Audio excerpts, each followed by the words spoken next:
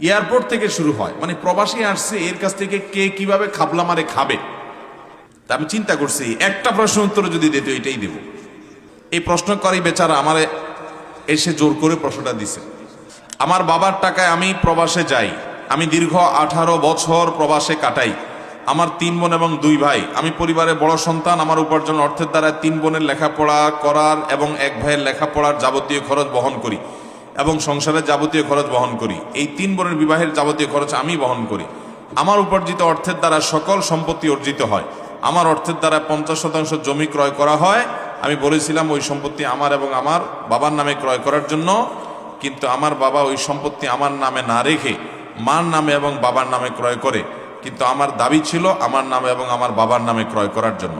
কিন্তু ওই সম্পত্তি বাবা এবং মা আমাকে না দিয়ে 3 বোন এবং 1 ভাইকে দিয়েছে। এখন আমার করণীয় কি এবং আমার বাবা ও মার করণীয় কি? দেখেন,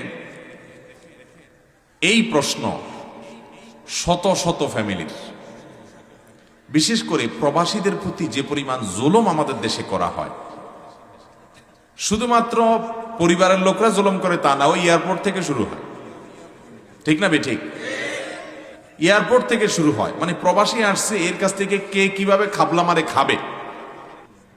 ট্রলিওয়ালা ট্রলি আটকায় রাখবে, ভাই একটা রিয়াল দেন তারপর ট্রলি দিব। যে যেভাবে পারে সে সেভাবে, শেষ পর্যন্ত নিজের ঘরে আইসা শান্তি পর্যন্ত পায় না। আমি প্রায় বলি প্রবাসী বেচারাদের কোনো দেশ নাই। দেশের অর্থনীতির চাকা তারা ঘুরায়, দেশের উন্নতির মূল চাবিকাঠি এই প্রবাসীদের পাঠানো রেমিটেন্স, কিন্তু তাদের কোনো মূল্য না রাষ্ট্র দিতে পারে না পরিবার দিতে পারে, সব জায়গায় তারা বঞ্চিত। মিডল ইস্টে যারা থাকেন তারা জানেন, তাদেরকে ওই দেশের মানুষেরা, মনে করেন সৌদি আরবে থাকেন তো সৌদির নাগরিকেরা তাদেরকে বলে আজনবী। আজনবী সৌদি বা আরব কান্ট্রিগুলোতে ওখানকার স্থানীয় ভাষায় আমাদেরকে, অর্থাৎ বাহির থেকে যারা সেখানে কাজের জন্য গেছেন, শ্রমিক বিষয়ে গেছেন, তাদেরকে কি বলে? আজনবী। মানে কি বুঝেন? আজনবী মানে হলো অপরিচিত, চিনি না কে। এটা হলো আজনবীর সোজা অর্থ, মানে চিনি না রে, এই লোকটা কে, মানে বাহিরের, সোজা কথা, বিদেশি।